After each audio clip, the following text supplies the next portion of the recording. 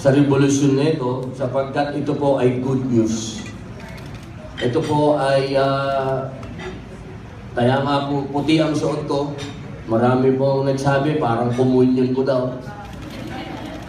Pero ang totoo po niyan, kaya po puti ang suot ko dahil pakiramdam ko po ay eto na ang pinaka-iintay kong masasabi kong endorsement. Sa buong tinagal ko po siguro sa larangan ng pelikula at ng telebisyon, masasabi ko pong ang organic revolution ay ang tunay at ito po talaga ang dapat at tama na ipaglaban natin para sa mga kababayan natin. Ito pong bagay na ito, isang pagtulong po sa kapwa natin sapagkat ang organic po, yan ay pagkain, yan ay medisina na galing sa Panginoon Diyos. Yan po ay galing sa nilikha ng ating Panginoon. Yan po ay hindi galing sa talino ng kahit na sinong tao. Kaya ito po, mga mahal kong kapatid sa media, inaasahan po namin na tulungan niyo po kami. Maging personal natin itong revolusyon. Maging personal po natin itong ipinaglalaban. Sana po tulungan niyo po kami na maimulat natin ang ating mga kababayan sa usapin po ng organic. Kailangan po nilang malaman na wala pong pinaka-masustansya sa lahat, kundi ang mga galing sa lupa. Ang masasabi po nating mga herbal medicine, herbal food.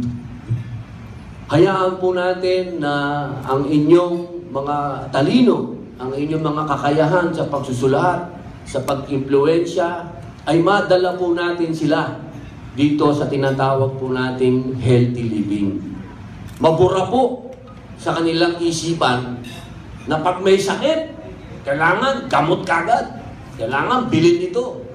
Minsan, hindi naman po na ipapaliwanag ng ganito kaliwanag kung ano ang iniinom nila. Isa pong napakasarap habang ini-explica po ni Miss A ang patungkol sa Lagundi at sa Ascoff at sa Pascual. Napakasarap pong isipin na 1996 pa. Sila po ay organic na. Nawala ang yabang ko, ma'am. Kasi akala mo ako nag-umpisa ng organic sa Pilipinas. Hindi pala.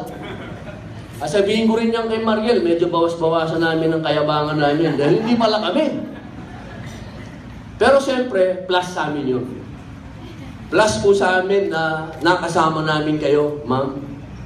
Sapagkat tunay po, wala pong kasinungalingan yan. Walang pinakamaganda sa lahat na isusubo natin sa ating mga mahal na kababayan yung walang side effects. Hindi naman po namin sinasabi na mga yung synthetic medicine ay hindi nakakatulong. Nakakatulong po sila. Ngunit ang kaibahan, ito po ay natural. Ito po ay walang sinisirang ibang parte ng katawan ninyo. Malinaw naman po sa mga scientific at clinical studies na may mga synthetic na gamot na nakakasama, unang-una sa liver, sa kidney. Gagamutin nga yung isang sakit, titirahin naman yung iba. Pero itong Lagundi, wala po itong side effects. Katunayan nga po wala din itong kung gusto mong uminom ng uminom, wala naman mangyayari sa iyo, hindi ka ma-overdose. Ito po yung mga sinasabi natin na yung kinakain mo, medisina na rin. Yung medisina, pagkain mo rin. Alam nyo, kwento ko lang ng maiksipan, hindi ko na ako pahabain, baka ilis na ako dito. Sandali lang mo ito. Nung kinausap po ako ng aking kaibigan, si Miss A, kasama ko na ho yan, panahon pa namin ni Direct Joyce. Paglabas ko sa Bilibid, sila ho yung mga sumalubong sa akin, ng mga bago sa pelikulang Pilipino. Bata pa ho siya noon, hindi ko kapats yan, bata pa. Isang araw, pumunta siya sa akin, sabi niya, pwede mo ba akong matulungan na endorse ang isang produkto?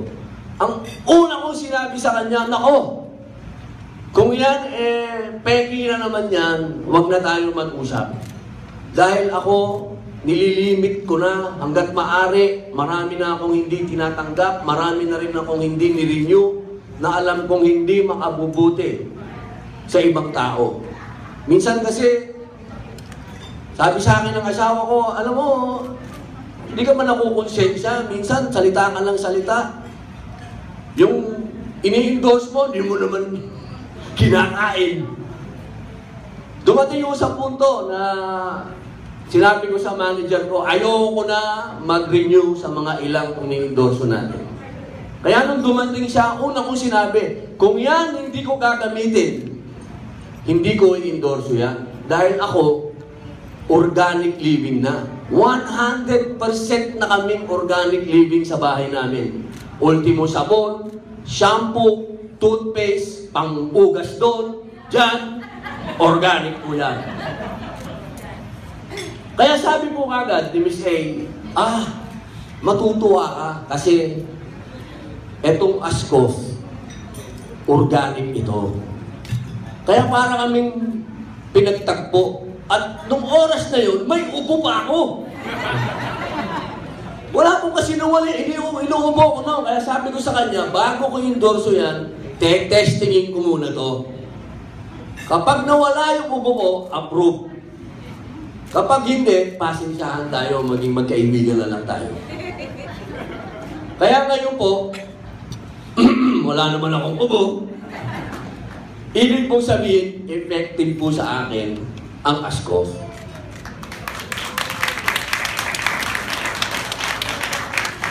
Sa tagal po natin, lalong-lalo na yung mga kabatch ko sa showbiz, palagay ko, ito lang po ang isang tagpo na hindi ako makikipag-showbiz sa inyo. Totoo po ito, mga mahal kong kapatid sa media. Lumalapit po ako, kumakatok ako sa mga puso ninyo na suportahan po natin ang Organic Revolution. Alam niyo po, sa isang article lumabas, sa United Nations po ito. Ang sabi ng United Nations, ang makakasolve lang ng world hunger ay organic farming. Kaya sana po, mga mahal kong kapatid sa media, sakyan na po natin itong ginagawa ng Pascual Laboratories, ng grupong ito, upang yung mga kababayan po natin mahihirap na wala naman pong pambayad sa ospital, ay magsimula po sila ng panibagong pamumuhay na ang kanilang pagkakatiwalaan ay yung nilikha ng Panginoon Diyos, hindi yung nilikha ng taong bayan. Maraming pong salamat. Mabuhay po kayo. Thank you so much.